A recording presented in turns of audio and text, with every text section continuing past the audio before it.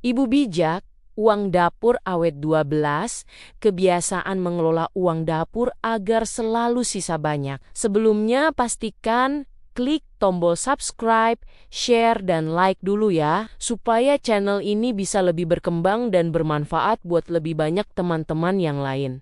Terima kasih, yuk kita lanjut deh.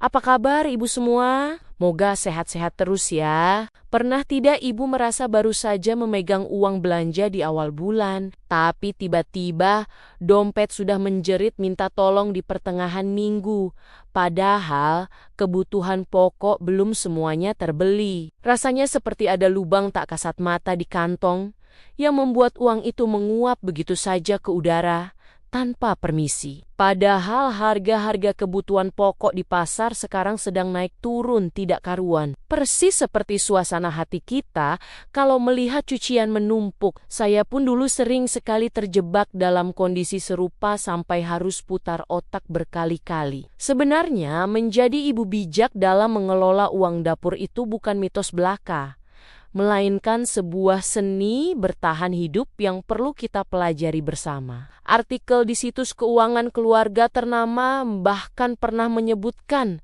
bahwa manajemen keuangan dapur yang disiplin adalah kunci utama kebahagiaan rumah tangga karena mengurangi potensi stres ibu hingga 50%. Mari kita bedah bersama 12 kebiasaan yang bisa membuat uang belanja ibu selalu sisa banyak dan tetap tenang menjalani hari. Kebiasaan pertama yang wajib ibu lakukan adalah mencatat pengeluaran harian sekecil apapun itu. Bahkan sekadar beli kerupuk satu bungkus di warung depan harus tetap masuk catatan. Tanpa catatan kita ibarat sedang berjalan di kegelapan tanpa senter. Jadi tidak tahu kemana saja uang itu pergi bersembunyi. Kedua, biasakan untuk selalu membawa daftar belanjaan saat ke pasar, agar tidak lapar mata melihat barang yang sebenarnya tidak terlalu dibutuhkan saat itu juga. Ketiga, ibu harus mulai memasak menu mingguan yang sudah direncanakan, supaya tidak ada lagi bahan makanan di kulkas yang berakhir membusuk karena lupa dimasak. Keempat, mulailah belanja di pasar tradisional pada jam tertentu yang biasanya menawarkan harga lebih miring dibanding supermarket besar yang penuh dengan jebakan diskon palsu. Kelima, ibu perlu mempraktikkan teknik belanja bulanan untuk barang kering yang awet, lalu belanja harian hanya untuk bahan segar yang cepat rusak saja. Keenam, cobalah untuk lebih sering mengolah bahan makanan dari dasar daripada membeli makanan instan yang harganya selangit tapi porsinya cuma seujung kuku.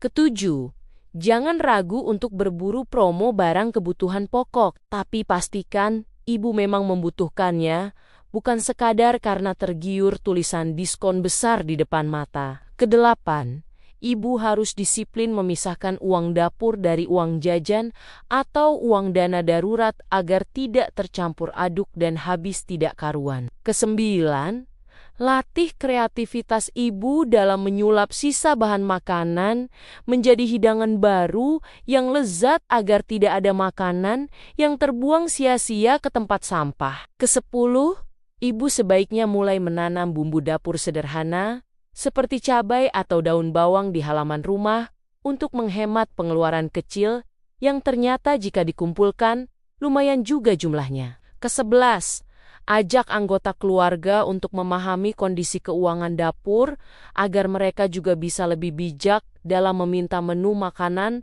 atau jajan di luar. Kebiasaan terakhir adalah selalu bersyukur dan melakukan evaluasi di setiap akhir minggu agar ibu tahu di mana letak kebocoran anggaran yang masih bisa diperbaiki untuk periode berikutnya. Terkadang kita terlalu keras pada diri sendiri kalau melihat uang belanja yang pas-pasan. Padahal mengelola dapur itu tugas yang sangat berat dan kompleks. Kita bukan hanya sekadar juru masak atau pengatur uang, melainkan manajer operasional rumah tangga yang harus memastikan semua orang kenyang dan bahagia dengan anggaran yang ada. Jangan sampai karena terlalu fokus ingin berhemat, ibu justru berubah menjadi terlalu pelit, hingga tanpa sadar kehilangan kesempatan menikmati makanan enak, suasana hangat, dan kebersamaan sederhana bersama keluarga sendiri. Pada akhirnya, tujuan mengatur keuangan